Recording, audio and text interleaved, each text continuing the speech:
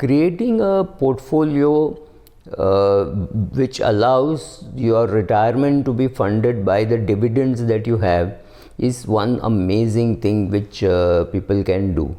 Welcome to Subramani. I've said often that this is not really a blog only for retirement, but yes, I talk a lot about retirement. So here it is: how do you create and how much do you create a corpus for a dividend based retirement, where you have enough money to meet your day-to-day living, and you have a corpus which is growing, and that corpus is growing at a good enough clip that you at some stage can say, I don't need to do anything, just collect the dividends and live, and I can pass on my portfolio to my next generation, right? That's the ultimate wealth creation, that you live off your income for all your life.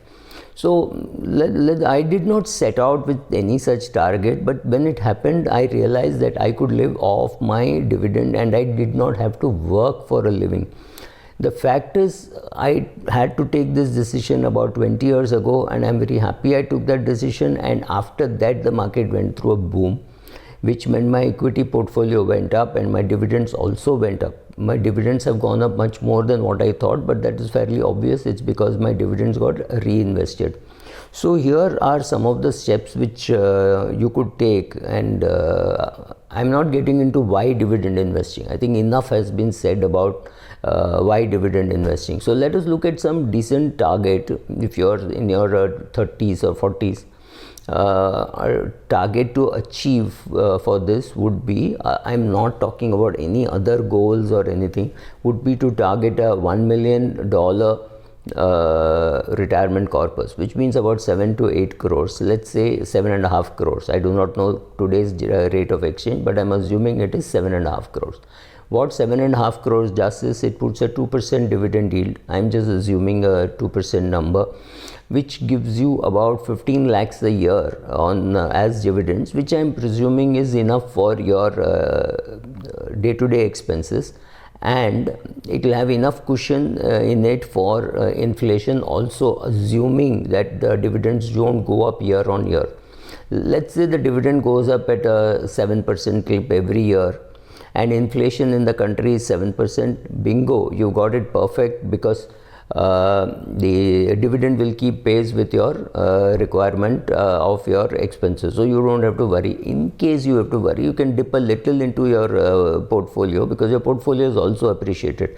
Let's say you get 2% return as dividend and about 10% return as appreciation. So every year your portfolio is appreciating by 70 lakhs, which is what, 4 years expenses. If you say that dividends are about 15 lakhs, which is sufficient for you. So 4 years expenses are being added to your portfolio. So withdrawing something from your portfolio at your age of 75 will not matter at all. You will be able to do it comfortably.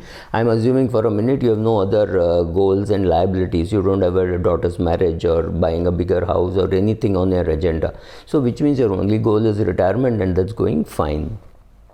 So obviously first is, what is dividend investing? Dividend investing means you take the dividend and reinvest it in the same share from which you have got.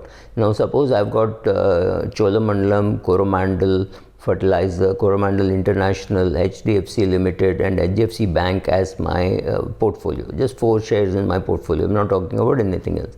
I get dividends from these companies, which I use to buy shares of that company itself on the very day that I get the dividend. So if I say I got share dividend from HDFC Limited or HDFC Bank, the minute I get the dividend, I call up my broker and say, buy so many shares of HDFC Limited or Coromandel International, whatever, because I've just got the dividend, and hey, I don't need that money. What is happening is the dividend is coming, but it is getting plowed back. When you retire, the dividend will come and you will start consuming it. However, if your dividends are 15 lakhs and your expenses are only 10 lakhs, right? Or your expenses are only 7 lakhs, then you have a surplus there also, which you do in the same proportion of your dividends received. right? Or you say, okay, these are companies from where the dividends, when it comes, I will consume, and these are the companies from where when dividends come, I will reinvest. Depending on your portfolio size and the length of your portfolio. If your portfolio is 70 companies long, obviously some of it will get reinvested. If your portfolio is 5 companies short, then yes, some of it will get reinvested, but if you do not know in what proportion to reinvest, put it in the same proportion as the shareholding. So let us assume for a minute, though never happens, if you have 20, 5 companies, whatever dividend is lying unused or which is likely to lie unused, go exactly 20. Don't go on market price. That's also perfectly all right.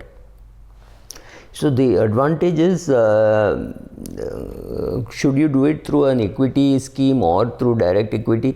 Well, if you're not a direct equity player, you should do it through equity scheme, and you should use the growth option. The amazing thing is your dividends tax has been postponed for 25-30 years, and when you get it back, you will get it as capital gain. I mean, there can't be better tax efficient product than that. Even when dividends are taxable, it is still an advantage to do this, simply because the return, cash yield on your investment is very small. Now, if you take rent, all the returns are in terms of rent that you receive. You buy a property worth say 2 crores and you get about 2 lakhs or 3 lakhs as rental income. On that you pay tax. Of course, there could be a 5% appreciation in the property and a 1% yield on rent. But you still pay rent on 1%, right? Now, similarly in an equity portfolio, yes, there is dividend taxation. Yes, you will pay a tax at 30% slab, but you were paying at 28% slab when the company was deducting and giving it to you, right? So that doesn't matter, but definitely the power of compounding. If you start doing dividend-based investing from the age of say 40 or 32, target something like this, put back all the dividend that you have got, you will see the power of compounding in equity. Dividend investing also gives you tremendous flexibility that you decide not to withdraw the dividend for some time. So some equity, direct equity portfolio from where you're going to get the dividend which you're going to reinvest, and some equity mutual funds which are in the growth option, so there is no talk of dividend also, right? It just keeps accumulating. You do an SIP and it keeps accumulating because you have not withdrawn anything from it, right? So this kind of a combination will work. Also, the advantage of buying dividend paying stock and holding a portfolio with dividend paying stock is suddenly you will find many financial savvy investors like institutions, etc., would happily come and buy shares which have paid dividend for say 5 years or 15 quarters or things like that. For 15 quarters, a rising EPS and a dividend paying company is a fantastic company to invest. It does not matter which sector, what and when. As long as you identify these 20-30 companies, make your rules in saying this is how I'm going to do it, right? So you know that you're creating a dividend portfolio. You know when you get the dividend, you should buy the same shares, whichever company you got dividend from, HDFC Limited, Siemens, Z, doesn't matter.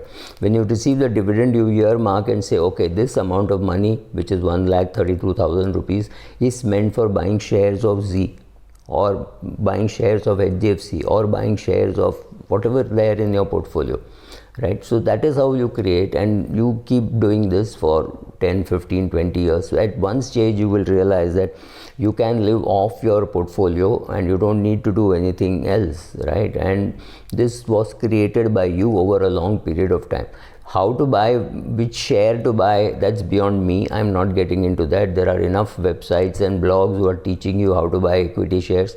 I somehow feel that equity has only got to be learned. It cannot be taught. I cannot make videos on how to use PE, what to do, what is growth investing, how is it different from value investing. I'm not getting into that kind of stuff.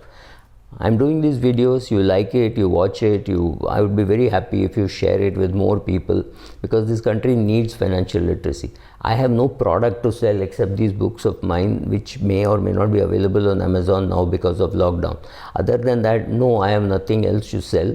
Yes, I will be selling some podcasts or some live shows for children, for women, for COVID related stuff. That's happening. I'm tying up with one NGO, and once the tie up happens, I will announce. But yes, other than that, I have nothing else to sell. So that's again declaring what I am doing. Thank you.